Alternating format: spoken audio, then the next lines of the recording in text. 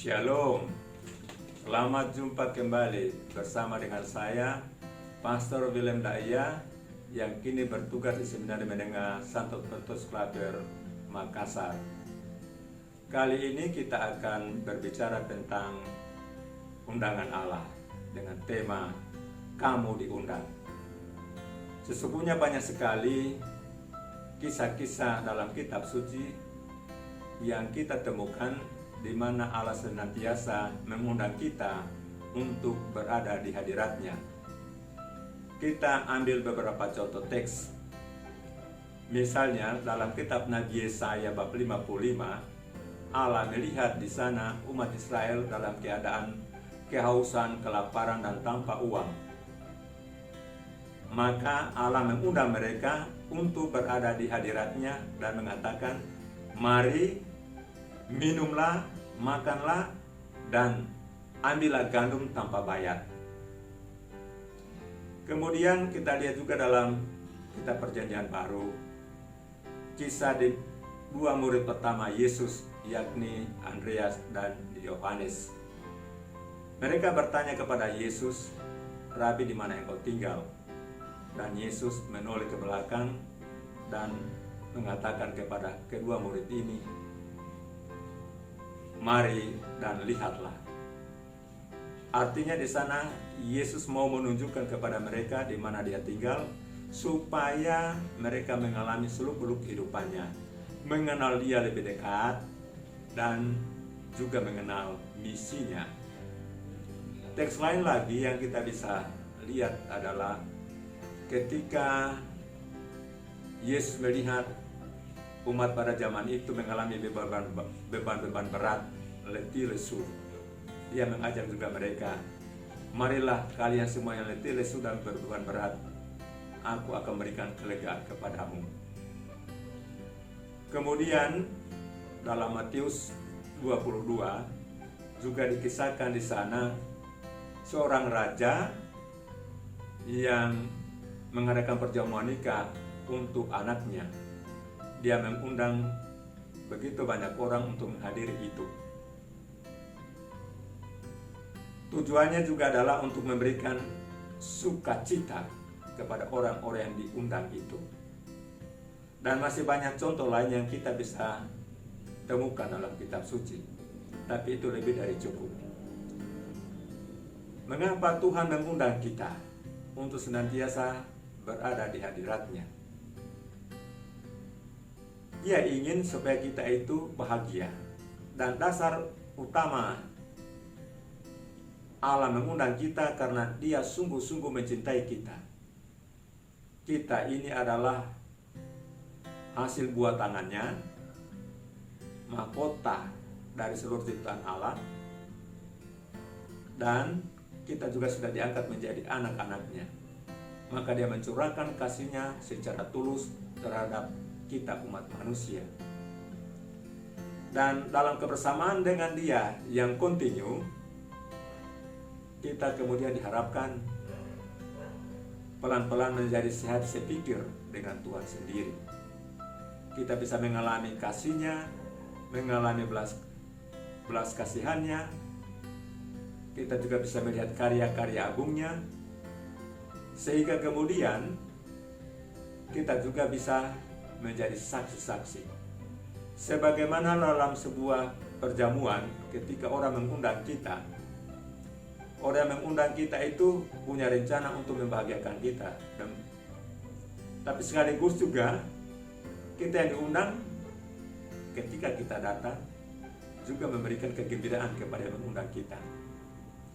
Dalam hubungan dengan Tuhan kiranya sama. Tuhan mengundang kita karena ingin membahagiakan kita, dan kita menyambut undangan Allah itu juga untuk menyenangkan Allah. Dan pengalaman yang kita alami dalam kehidupan bersama dengan Allah itu, ini kemudian kita bisa wartakan. Hanya tidak begitu mudah bagi kita dalam pengalaman hidup keseharian untuk menerima setiap undangan Allah. Sebagai salah satu contoh, dikisahkan dalam Injil Matius bab 22, 1-14.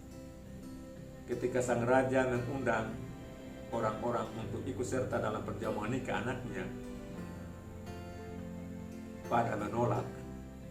Ada yang masih mau urus ladangnya, ada yang urus bisnisnya, bahkan juga utusan dari para raja ada yang dibunuh. Tapi ada juga yang diam saja, tidak menanggapi apa-apa di sana. Mengapa mereka bersikap demikian? Mereka melihat bahwa kalau mereka memenuhi undangan ini, maka capaian keberhasilan usahanya mungkin akan terhalang. Urusan bisnisnya tidak akan lancar dan sebagainya. Dengan kata lain, di sana mereka melihat ini mengganggu, menghalangi gerak mereka.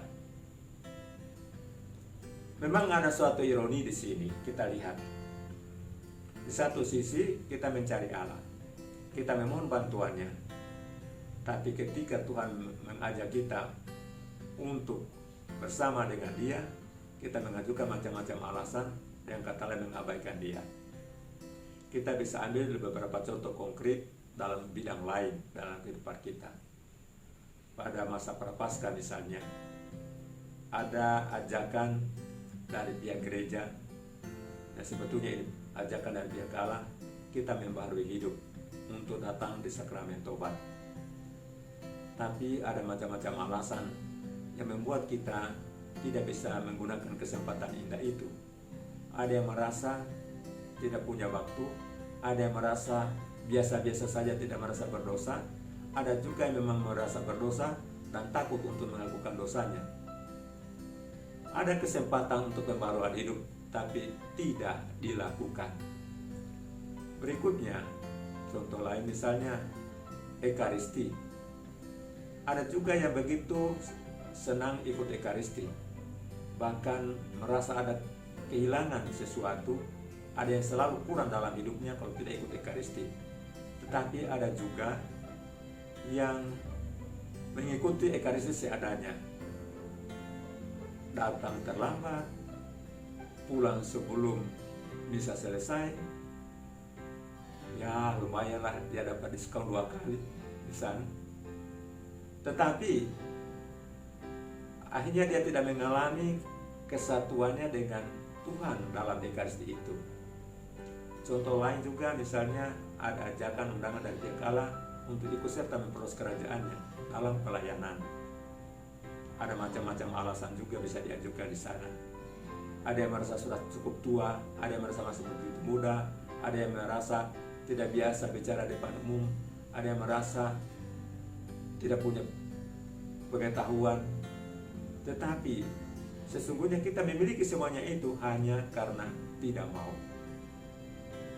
enggan di sana. Ini beberapa contoh di mana Tuhan sebetulnya mengundang kita untuk ikut serta bersama-sama Dia membangun dunia ini. Dan efek dari penolakan ini adalah kita tidak bisa sehati sepikir dengan Allah.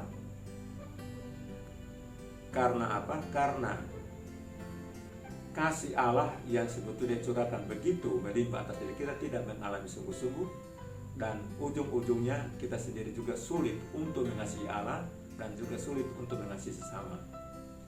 Kita tidak mengalami juga kerahiman Allah sungguh-sungguh mendalam. Akibatnya juga adalah dalam hidup keseharian sulit juga untuk mengampuni sesama. Berikutnya lagi, kalau kita tidak mengalami keintiman, keakraban sungguh mendalam dengan Tuhan yang kita alami misalnya dalam Ekaristi, maka sulit juga kemudian untuk menjadi pribadi yang ekaristis.